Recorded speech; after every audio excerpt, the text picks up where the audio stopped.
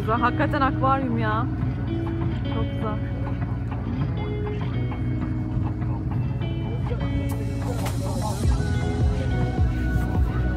Hadi gelin sizinle cennetin yeryüzündeki toprağı Bademli'nin turkuaz renkli sularında bir tekne turuna çıkalım.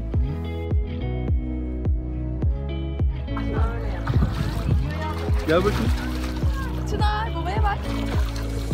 Böyle yap babaya bak. Başla.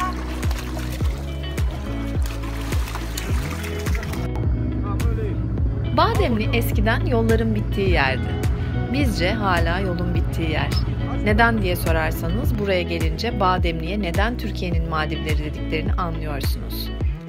Kalem Adası ve Garip Adası arasında kalan akvaryum koyunda yüzerken suyun rengi başınızı döndürüyor.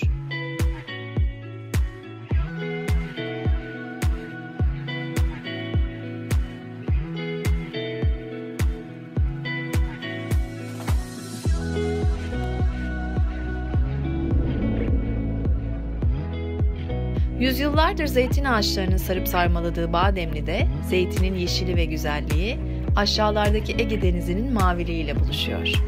Dikili'nin huzurlu ve masmavi köyü sizi kendine bağlıyor. Bu güzellikten ayrılmak istemiyorsunuz, haliyle yol burada bitsin istiyorsunuz.